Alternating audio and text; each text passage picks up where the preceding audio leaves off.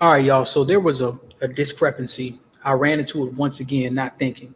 Hooked up this new podcast equipment. I probably got to use Chrome in order to do the screen share stuff that I was doing. It would not work with Firefox for the life of me.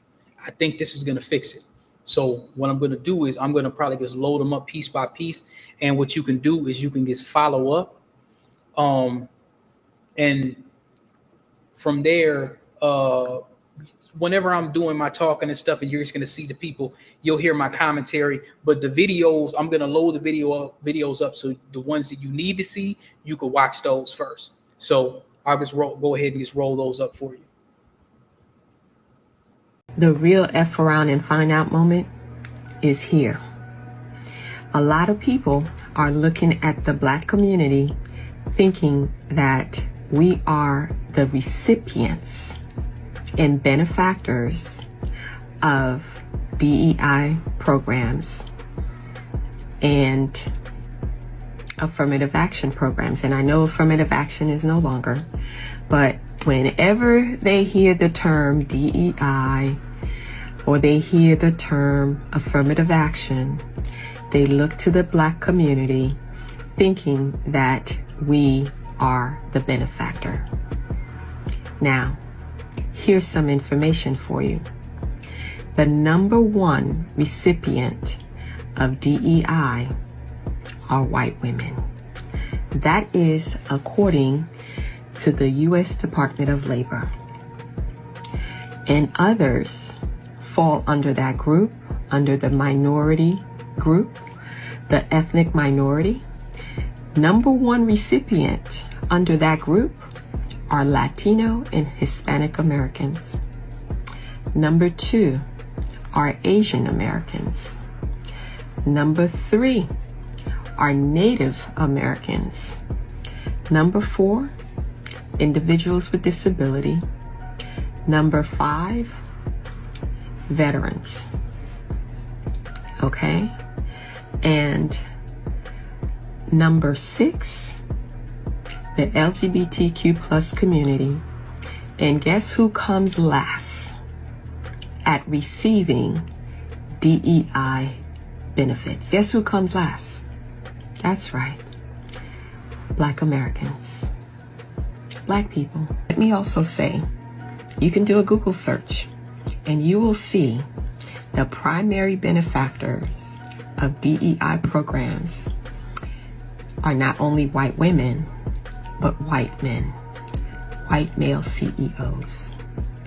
Those are the ones who have benefited the most from DEI initiative programs. Sir? Yes. I understand the boycott against Target, against DEI, Yes. but why is the Rainbow Push Coalition supporting illegal aliens if illegal aliens disproportionately affect the Black community jobs? Say that one more time. Why is the Rainbow Push Coalition supporting illegal aliens when illegal aliens disproportionately negatively affect the Black community? Yeah, that's not true. It is true. Next question. They take jobs, right? But they take your jobs. Next question. Legal. Let me offer. Nothing? Thank you so much for coming out today. That doesn't make any sense to me. This is the Rainbow Push Annual Conference. I mean, if you want to support People's Conference Black of Call jobs, to Action. you don't support illegal aliens coming We in and started this undercutting morning with the Black jobs. It minimum doesn't make income sense, though, policy right? to level the economic I mean, educational we got- playing fields. I mean, it just doesn't You're make welcome sense. to join me, So- the comedian, Christian comedian. Excuse me.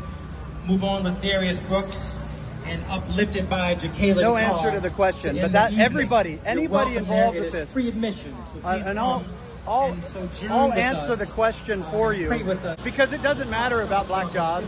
This is about raising money for their coalition. They don't actually do things to support the Black community, because if they did, they'd be working to stop Black-on-Black violence. But what they want to do is continue DEI, continue making excuses, continue victim mentality instead of setting people free. That's what that is. To the point where they're praying to the Holy Spirit for abortion, for homosexuality, and for illegal aliens. You talk about deception. The devil is the deceiver, and he has deceived this group of people, sadly. Pray for them. In Jesus' name. Who are working in my company. I'm a black man. I own a company. I hire a Latino. The Latino comes back and complain about the African Americans because the Latino thinks because I'm African, I don't have any relationship with the African American. The Latino comes to me and tell me that you are an immigrant. I'm an immigrant. That African American cannot work. I have Jose, I have Gonzalez, my brothers who know how to work very well. You need to fire the African Americans and I will bring a lot of hardworking Latinos who work for your company. This is my company as a black man. My company. I was a contractor at Quantico Marine Base in Virginia. A contractor for General Electrics. And the Latino workers that are hired, they are snitching on the African American workers that are hired for me to fire the African Americans so they can bring Latinos to take their place. Comunidad que nos va a sacar de este hueco se llaman los negros 100%. americanos. 100%. African American community is the only community that has the power in this country to change anything. They are the only one with the experience of civil matter. They are the only one que tenían el esclavo ahí mismitico. They are the only one that are not going to get deported anywhere, and you cannot put them all in jail. So African American community, which is the community that is stepped on by Cubans, the most are the only ones that are going to save the Latinos. And I clap for the African American community that has not come out because it is not. I do. We didn't do shit for them. I get it. I get it. But I don't. Me and you support, but in masses, we didn't support anything that was going with them. Latinos look at Cubans specifically. I'm not going to talk about any other community because I'm not part of that community, even though I'm a Latina with them. Cubans talk shit about African Americans. It's true. Cubans did not support African Americans. Cubans think that they all victimize themselves, of this, all of that. African Americans are the only ones that are going to save your asses, Latinos. So you better start kissing. If you're going to kiss some ass in this country, you better kiss some black. Honestly, if you think about it, black people are already used to being able to be chill and calm and collected while everything is burning down around us. Especially when we said, we told you so. Everyone else running around like a chicken with their head cut off. Meanwhile, we're easy like Sunday morning. Because this shit happens at work for us. Y'all know what I'm talking about. Now, because let's clock it. If you're a black person in a work environment, especially if you're a black woman, first of all, you gotta be 10 times better than everybody else. You can't make a mistake. The same mistakes other people make. Like for some reason, your shortcomings are a cardinal sin. Sound familiar? But on top of holding you to a higher standard, again, I'm speaking especially as a black woman, and also for reasons, they will very often give you more work than everyone else because you're just so good. So now you're tired on top of tired. And then once in a while, a crisis comes up. And because you've had to be 10 times better than everyone else, you see the solution. You've probably done it before. And so you know it'll work. And so you present the solution, again, citing that it's worked before. And then you often get ignored. You're simultaneously not allowed to make a mistake, but also have to be 10 times better, but also are put in charge of a lot of things, but also don't get listened to. And then the crisis comes to pass exactly the way you said it would. Now everybody's running around like a chicken with their head cut off, like it's a surprise. Meanwhile, you're sitting there with your documented email traffic that proves that you took proper steps to stop this from happening. And would you look at that? So now you can't put that on me, Ricky Bobby. Figure it out. Sometimes they'll call on you to fix the problem because they've literally given you no choice but to become an expert for survival. And sometimes it's at a point where it's like, well, it's above me now. I did my part. I will be happy to forward you the email traffic of what I proposed so you can get out of this mess. But my heart rate is not going up. I am at peace because y'all already make sure that I'm extra tired, more tired than everybody else. So I'm going to take it easy and just not take on any more stress. And when they look for someone to blame and you try me, I'm sending that email traffic. Like my conscience is clear. I did my part to offer up a solution that would work. I think you're looking for the people that didn't listen to me. They are directly why we did not enact this solution. And now we're in this crisis. So go pay him a visit. I'm going to mind my usual business and clock in and clock out. I will be unstressed watching you be stressed about the problem you created. Gee whiz, I hope you figure it out. Meanwhile, cut the check. Grand Rising, Grand Rising. It's about 1 o'clock. Had a late night start, or a late start for that matter. I was going to do some recording last night. Couldn't sleep very well.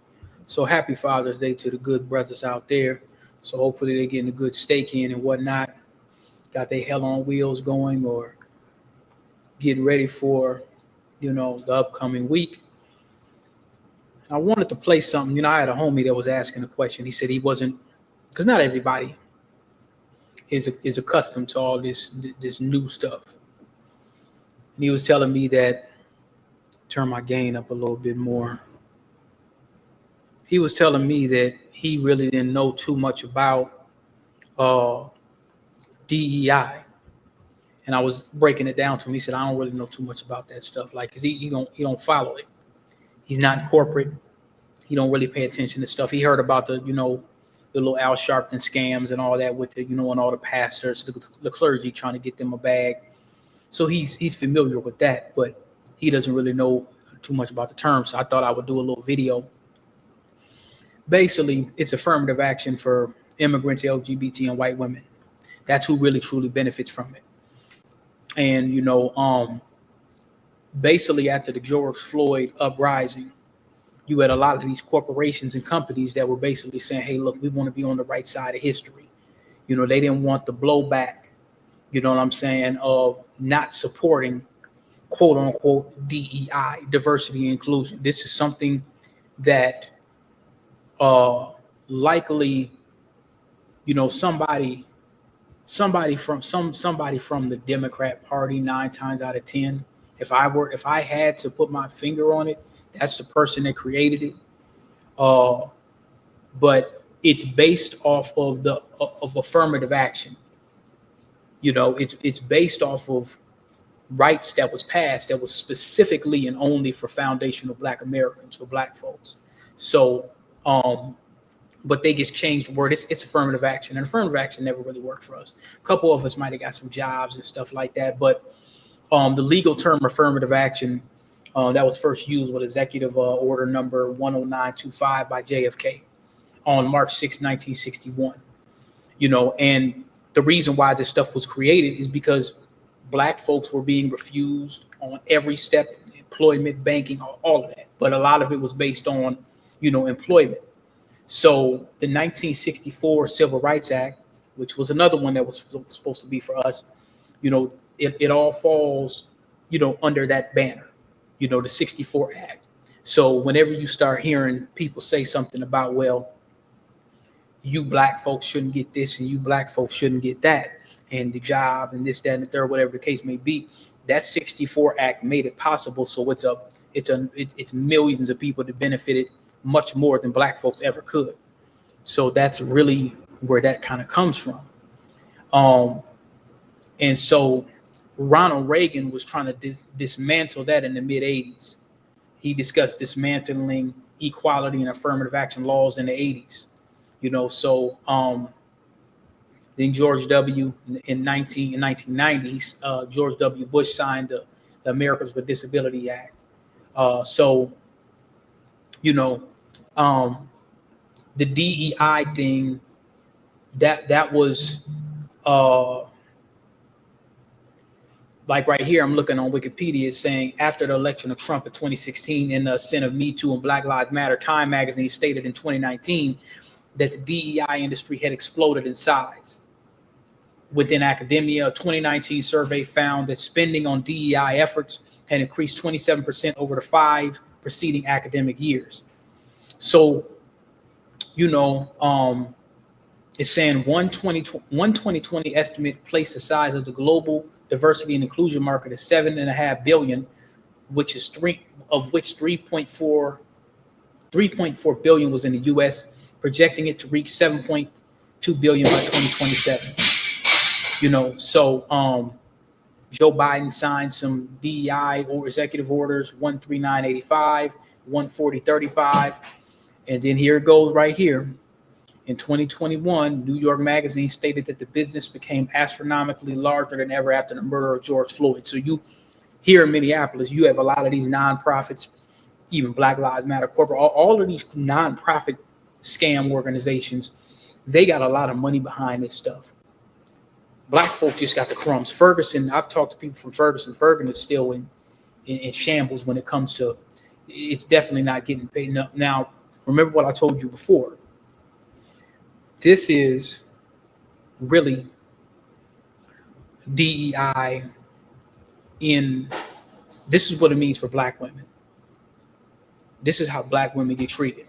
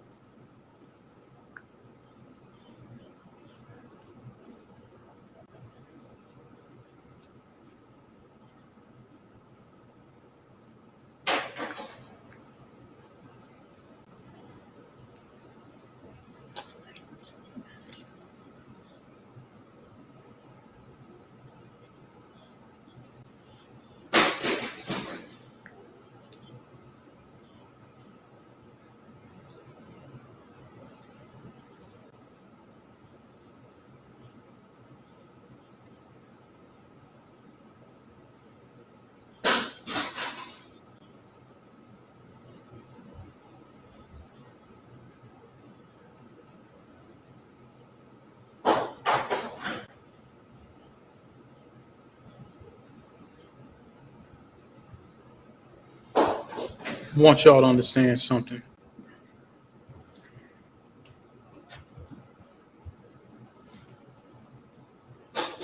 Racism, white supremacy is the most callous religion on the face of the planet. These folks will let things burn down around everyone else when they have the answer, just to make sure that you didn't get it right. You had the solution right from the jump.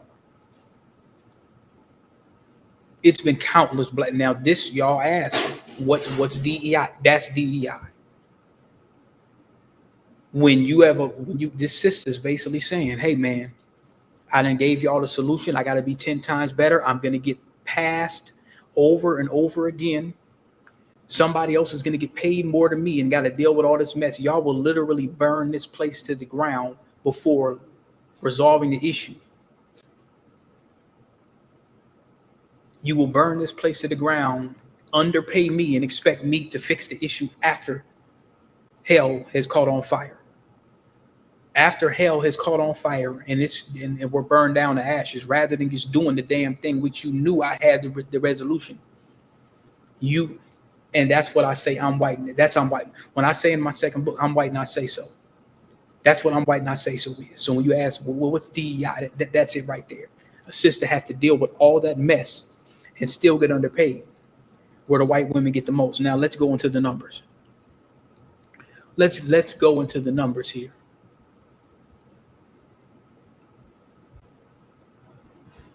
Still no equal pay. Now, when you start when he asked me, what's DEI? Black women with earnings make 66.5 cents for every white dollar a man, every dollar a white man makes. Now let's not get confused, y'all. They keep mentioning, the white patriarchy and stuff. White women get more money than them too. They stay on code with each other to make sure these sisters don't get the check that they're supposed to get. They say Black women face many barriers to achieving pay equity, including pay discrimination, occupational segregation, and obstacles to educational attainment. That's white supremacy. Simple as fact. Not minorities, not people of color. So when you say DEI, there you go right there. That's it. I didn't say it. They said it. And you heard what the sister said. Now, they're talking about right here, a Payness Fairness Act, if passed by Congress, would enable workers to openly talk about their salaries by protecting them from employer retaliation. The fact that you have to do this because these sisters ain't getting what they're supposed to get, then it says a major way to reduce the financial burden that Black women face in attaining an education will be student loan debt cancellation. So you done got this little, and now some people, they've given these positions, these DEI positions. When you look at the skill set, it's nothing. It's minding the store pretty much. You're the Black person that's making sure there's no racial issues going. I told y'all the story about when I met that sister where she was telling me they hired her for that, to mind the store. She says, I'm a DEI person. I said, what the hell is that? That was my first time hearing that term in like 2008. Now, think about it. After George Floyd was killed, they said that the money went up. But no changes was made for us. So you got Sharpton and all these pastors and these Negro clergies basically saying, well, man, y'all need to boycott Target so they could get a back-end check. So you could get a back-end check? So we got to deal with that. Here's another one. Come on, man. Why ain't DEI help them? 64 cents to a white man's dollar. Don't fall for this. Don't never fall for this. It ain't just white men. White women are the main beneficiaries of DEI.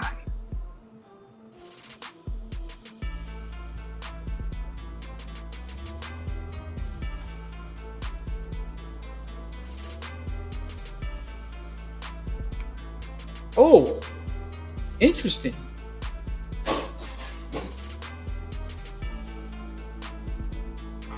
Specific groups. This is AI. This ain't me.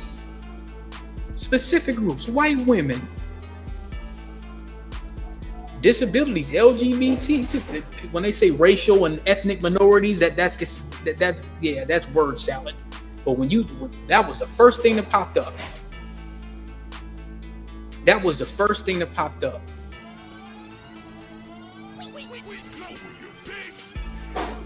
And let me give you some more.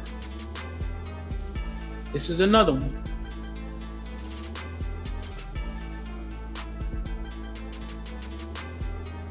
Wait for it to.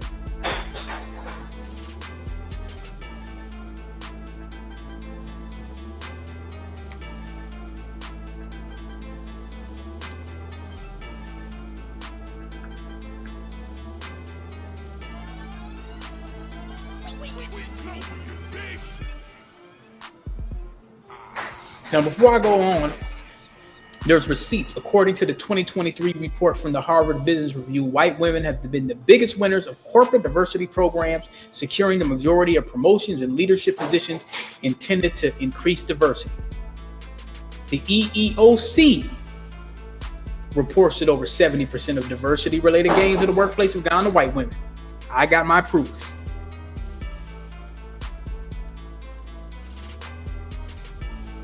Then furthermore, studies show that Asian Americans, Hispanic Americans, and other minority groups have also benefited more than Black workers from DEI.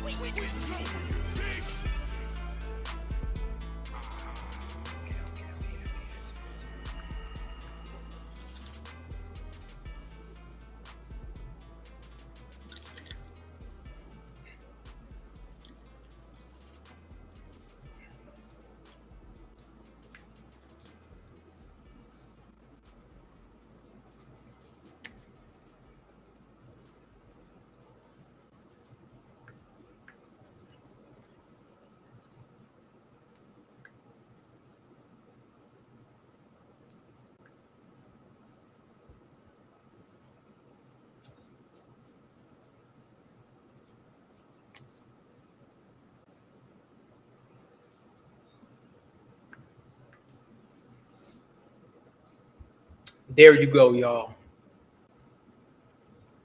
There you go. So that answers your question, bro. That's who benefit. All these folks benefit. That's why we're sitting out. We're sitting out. Yeah, that's why, bro. Yeah, we're not doing that. And this is another reason why we're sitting out. This is another reason. This is why we don't trust these old Negroes. This right here. I want you to take a look at this picture. First of all, you got my man here that got ran out of Baltimore. Mr. I think that another man's legs is sexy or pretty or whatever hell he said to Cam Newton. That's him. You know who that is, and it's a damn shame who he's wearing a t-shirt of. I want y'all to get a real good look at these buck dancing sambos here. I want you to take a real good look at these Negroes. Take a real good look at everybody in here. They all co-sign everything. You even got my mans here. Yeah, that nigga. Yeah, that nigga. You got him too.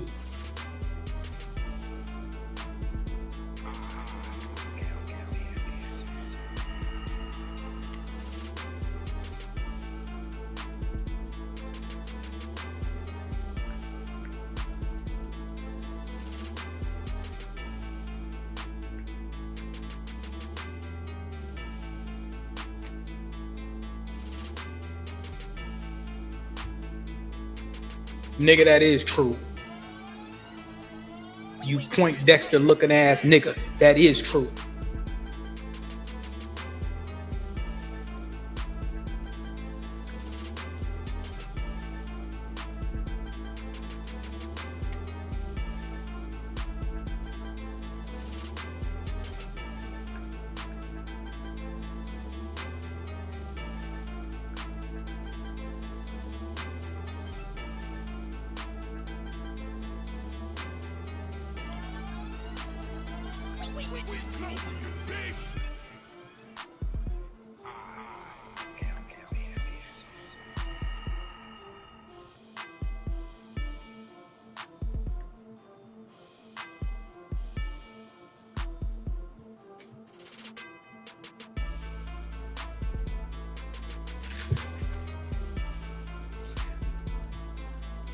Well, now here he goes with the conservative black on black violence thing now. So hold on, wait a minute. He's right about all that other stuff. 100%. Ain't nan one of them niggas said nothing about reparations for foundational blacks. They're out there to get a bag. I got proof right there. That's all they're doing. That's why they're so big on, because you just seen man. I just showed y'all who benefited from it. So my homie asked, like, man, what is DEI? I just showed you who benefits from it. I just showed you who benefits from it. I gave you the proof from the EEOC. I gave you the Harvard review. I didn't say it. They said it. And that's a major issue. We got some buck dancing Negroes.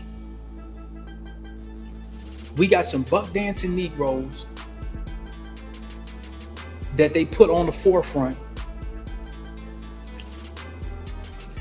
And man,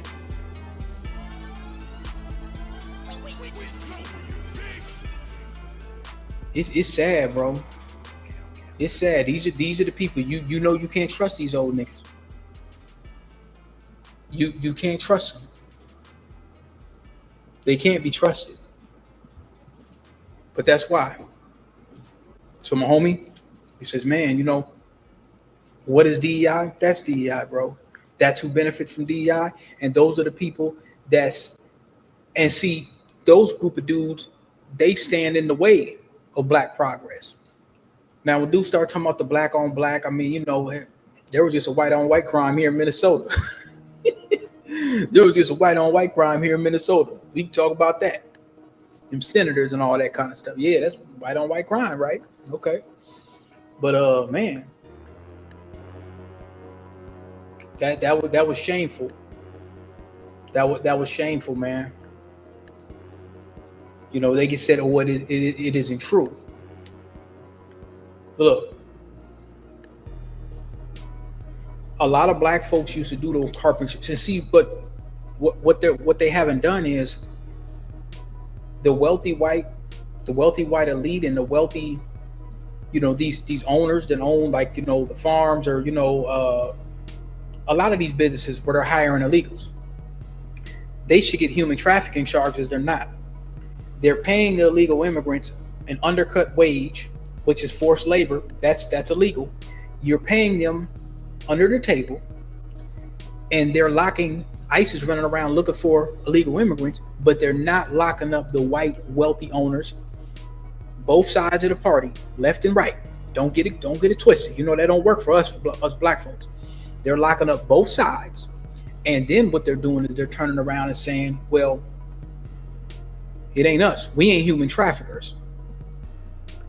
They're saying that we're not human traffickers. They say Diddy's a human trafficker, but they're saying we're not human traffickers. Cartel probably bringing them over saying, hey, look, go over there, get some money under the table, whatever. And the landscaping businesses, a lot of these rich white folks, they don't want to pay food. They don't want to pay the wage that they could pay a black person for a landscaping business. So they hit us with these Jedi mind tricks left and right. Well, you need DEI. I just showed you it didn't damn near work for you. Well, you need to support illegal immigration. How does that help? How does that help the common black American? How? Well, it's wrong. How does that help me or you? And they can't say it. They can't say it.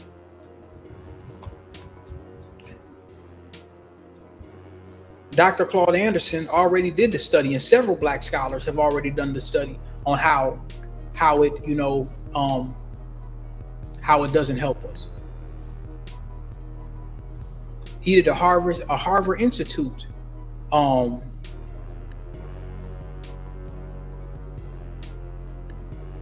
me see if I can find that.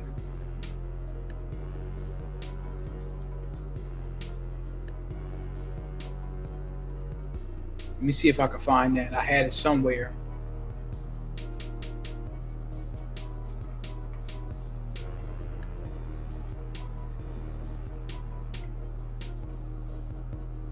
I talked about this before. Don't help us. How immigration harms Native blacks and urban opportunity at costs. Black Americans remain an obsolete and abandoned labor class because the original mandates of the 14th Amendment of the U.S. Constitution have been ignored, violated, and corrupted. The 14th Amendment stipulated and mandated that all levels of government exercise all necessary means to lift the legacies and burdens off the shoulders of Black Americans. These constitutional amendments were the best collective base for the 1866 civil rights laws designed to correct the 1857 Dred Scott decision that held that a Black man had no rights a white man was bound to respect. These laws were intended not for all people, but to specifically correct the system injustice imposed upon Black people. Throughout the nation's history, there have been successive waves of immigrants that blocked the access of Native Blacks to or pushed them off of the upward mobility ladder of success. After slavery, over 100 million European immigrants displaced Blacks in every labor and professional occupation. Since slavery, Black displacement continues unabated in areas such as, although immigrants today move into rural communities and suburbs, most tend to migrate into and gentrify majority urban Black communities in which they compete with Native Blacks, foundational Blacks.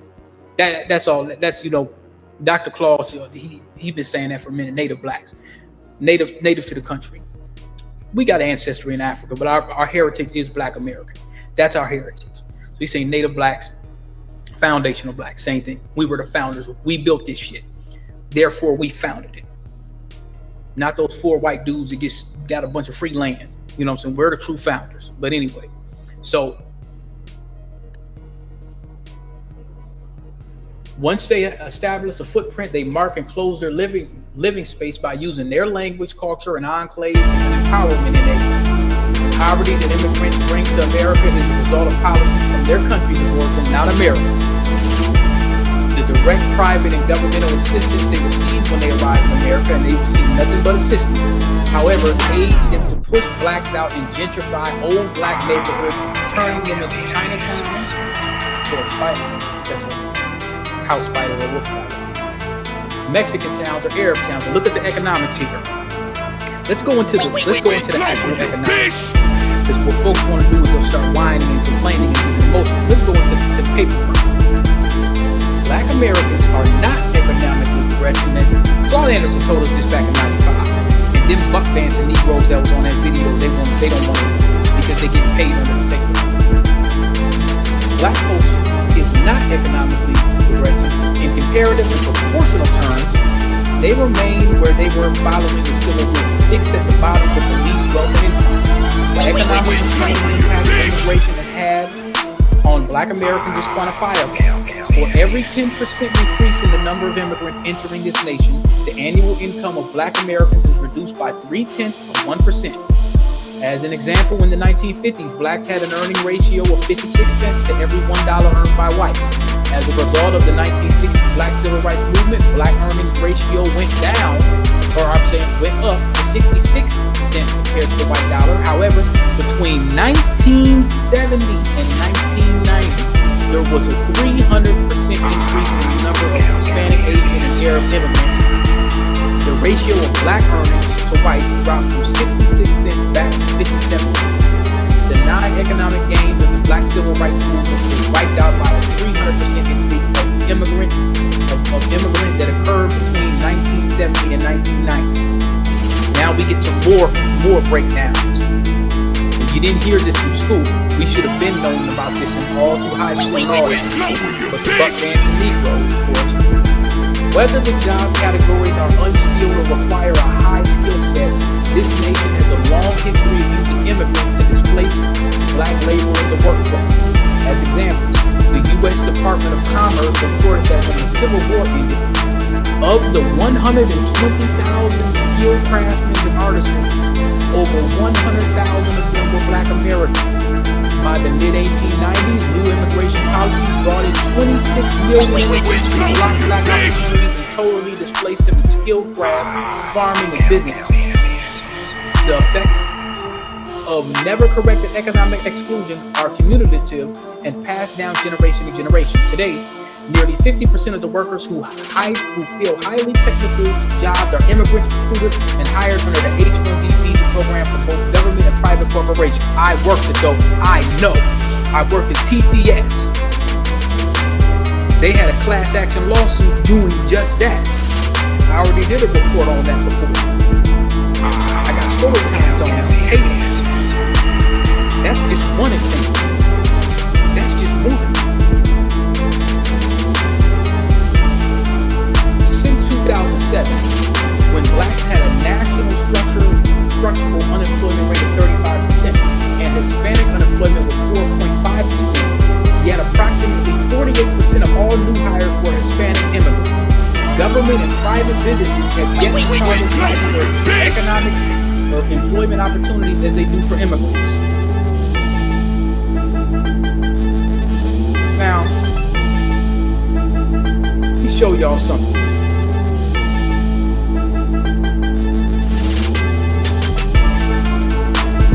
Show y'all something, man. This is why we sitting at home as well.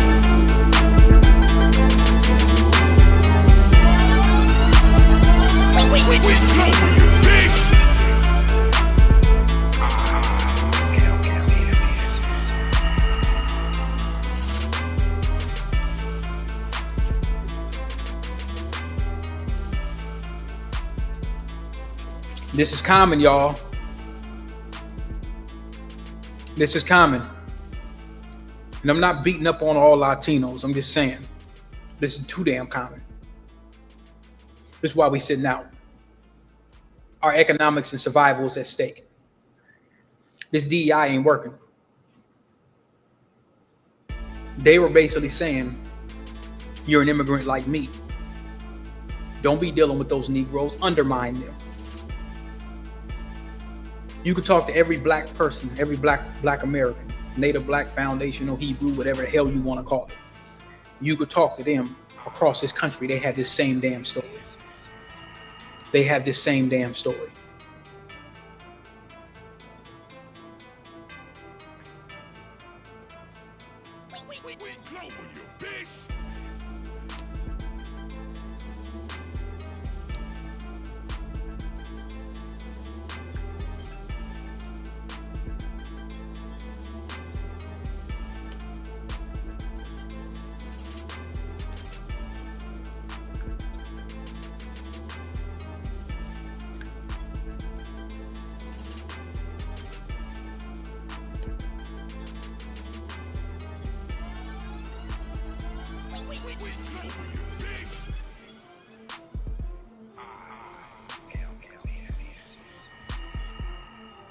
Shout out to this good brother here.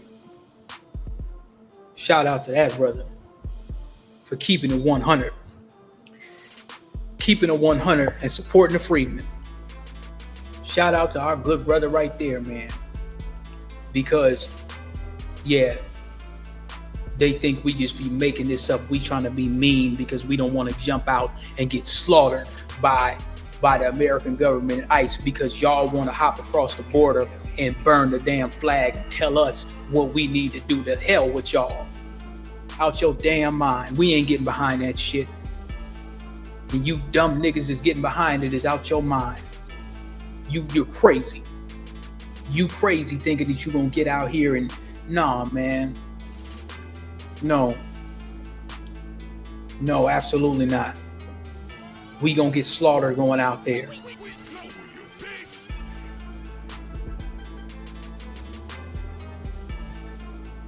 I had another video that I was gonna show.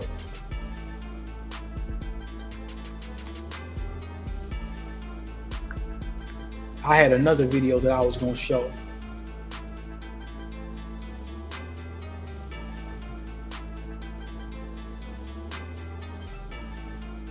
I can't remember where it was at. Where's my phone? Let me see if I can find it.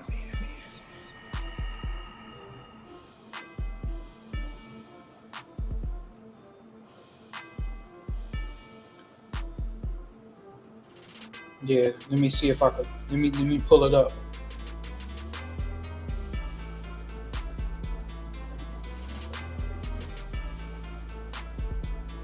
We got a little Latino support here. Shout out to them. Like I said, we just gonna stick to the facts here. We got some support, but when we have stuff like that going on, Shout out to these sisters here. Keeping it 100.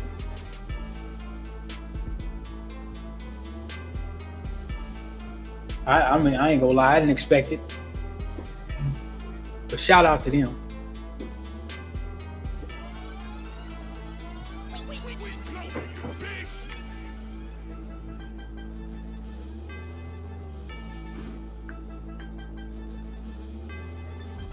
Now, what she's saying is, hey man, y'all the ones that push the line. You got all the laws passed. You're the one that's on the forefront. Y'all the ones that did all the heavy work. It's a damn shame that now you see that those Negroes that we were looking at trying to get they back alley target DEI check, Rainbow Coalition or whatnot. Yeah, they ain't gonna say this. It's a damn shame that they can't say this.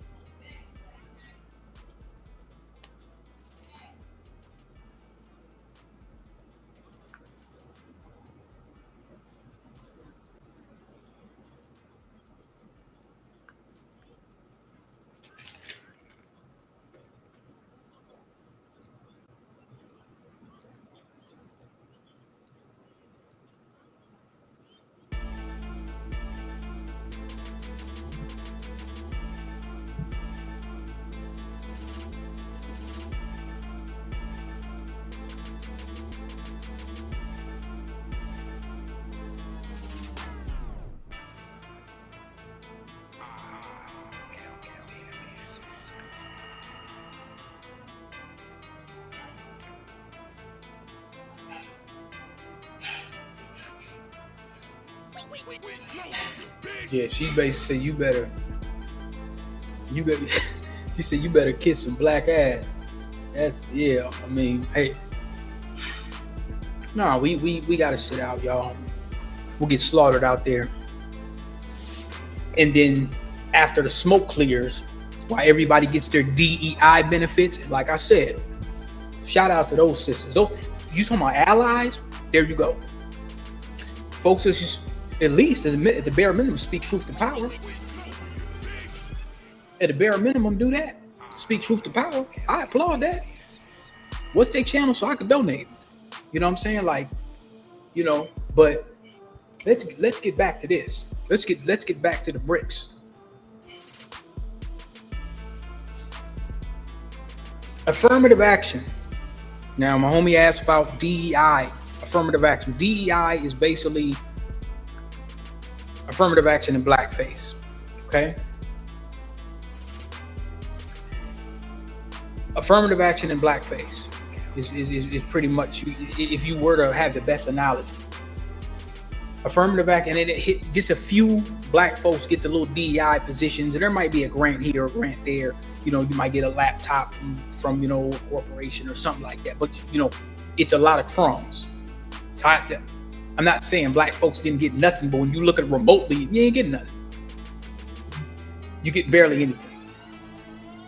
And you're saying that the crumbs that you get, you should be grateful where everybody else gets 70 to 80%, but y'all done did all the work. You put in all the work, as this Cuban sister said, you done did all the work.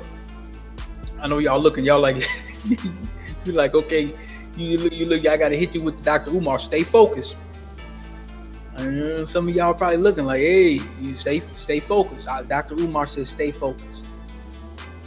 Dr. Umar says stay focused, y'all. Gotta stay focused. I know y'all looking at the twins. Stay focused. Affirmative action programs were, still reading off the Dr. Claude Anderson thing, were or originally intended to be corrective actions for handicapping conditions and injustices imposed on 22 generations of Black Americans. That's a lot of generations. Public policies that ignore the exceptional history of Native Black Americans and equate them to newly arriving immigrants compounds historical racial injustices and are illegal. Just them trying to equate us to other folks, that's illegal. That's a violation of these civil rights laws and all that. There is no mandate to benefit immigrants over Native Blacks.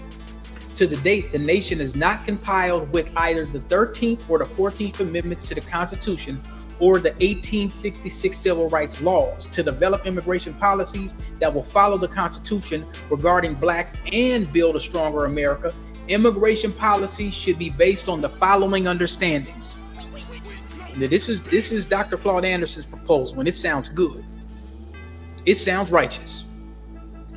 Newton's third law of motion says that for every action, there is an equal and opposite reaction.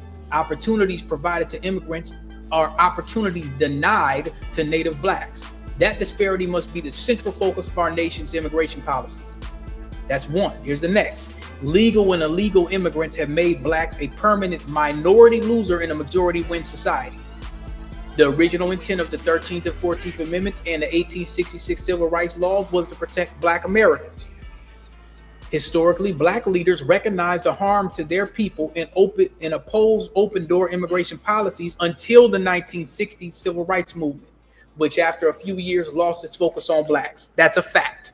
We have evidence of that by the picture I just showed you of the plantation bunch that couldn't answer a single question that I'm debunking from point to point to point. Immigration policy should establish protected class status for blacks similar to that of American Indians. The immigration policies of the DREAM Act has already had a negative impact on Black Americans and will continue to elevate immigrants over blacks. DACA harms native blacks, is unconstitutional, and should be opposed by blacks. The next point he has is to reform existing immigration laws to treat Haitian refugees equal to Cuban and other migrating people. So Dr. Claude Anderson is basically saying, hey, if you gonna let all these white Latinos in, you gotta let some Haitian brothers in here too. That's what he's saying. You should disallow immigration status to be an eligibility criterion for affirmative action programs. He also said the government policy should increase the quota of immigrants of Black African descent, include in all education and citizenship training programs courses about Black history so that incoming immigrants gain knowledge of the contribution Native Blacks have made to this nation. So none of that, oh, you Black Americans have baby mamas and, you know, Tupac and Akata this and all that. None of that coon brainwashing that they started doing. And a lot of people got cell phones in Africa, so there really ain't no excuse at this point. But that's what he was saying, because he knows. Because I've had Somali folks. Remember that story about that West African dude that I tried to save at the job? You Black Americans, you have baby mamas and you gangbang. And I'm like, nigga, you whack each other out there too. That's why you're over here. Oh no, you Black Americans need to pay attention. I'm telling this dude, I said, man, them folks will probably fire you if your visa don't come through. And guess what? His visa didn't come through. Oh man, look, can you help? So now he's coming to me asking, could I help? I said, bro, I told you to stop kissing these folks' ass. I said, this stuff, your paperwork may not come through. All this Black American lazy thing he was doing at the job. He was saying this kind of stuff to me. And I'm like, dude, you fresh off the boat, bro. I don't think you understand how these folks get down. Oh no, your baby mamas and all this and gangs and Bloods and Crips. And me and this one brother from Texas had to sit this dude down at Buffalo Wild Wings and let him know the game plan. Reorganization of education is what Dr. Claude Anderson was saying. When you come fresh off the boat, you come to us. We sit you down. Deacons of Defense, Ida B. Wells, Nat Turner, Denmark Vesey, John Brown. None of this Black Americans is lazy talk. None of this. You don't get that brainwashing. You don't get to sit amongst the race soldiers and get the coon for the crown. That's what he was talking about. We need something like that. I kind of stole the idea from Dr. Claude. I put that in my book. That should be part of a reparations package. Okay, if we don't have some Black immigrants come through, you come through the foundationals and we get you together. Hey man, this is what we did for this country. Don't believe none of that BS some folks are saying. We need something like that. Because what happens is these churches and these places get these sponsorships and then they brainwash them, which, like I say, they got phones now. So I'm not really I can't really give that excuse no more, because if you have hip hop imported and y'all could pick up TikTok and see hip hop and You know, you got all these dudes over in Africa who want to be like 50 Cent, Kendrick Lamar, and all that. Yeah, y'all can look up Ida B. Wells too. I'm not falling for that no more. Maybe back in the 80s, the 90s or something, but nah. I don't want to hear that. Oh, we ain't got technology and all that. Nigga, you got a cell phone. Yeah, you can find out about some of our history. You heard about Tupac, you can find out about Dr. King and Ida B. Wells. I'm not buying that. Not anymore. Not anymore. From the 90s, 2000s, maybe. Not now. No, you don't get no pass for that. Nah, you don't get to do that. You know, but that all ties into DEI, affirmative action. 14th Amendment was specifically for us, nobody else. Nobody else is supposed to benefit from it. And they did. And, you know, at one point we were like, oh, okay, well, everybody's everybody. And, you know, but then when we start seeing folks on some, y'all ain't this and y'all ain't that. And, you know, and then now you need our help. Sorry. You know, go to Karen. Let DEI help you. Once you go put in some work, once you go do what we did, you come back. You start backing us up like how we've always had, come back. But like I say, you know, that's just how things gonna have to go, man. We got to protect our asset. We can't just go out here and get slaughtered no more and just jump off the bridge with no parachute. We can't afford to do that. We're barely making it as it is. Barely. We're barely making it as it is. The job market is getting competitive. You see what they're doing. So, you know, that's a long version. I was going to make it 10 minutes, but that's, you know, I'm doing this for the homie. Bro, this is DEI. I'm going to upload this for you. Might put a little music behind it for you. And that's what it is, bro. So that's DEI for you. Happy Father's Day.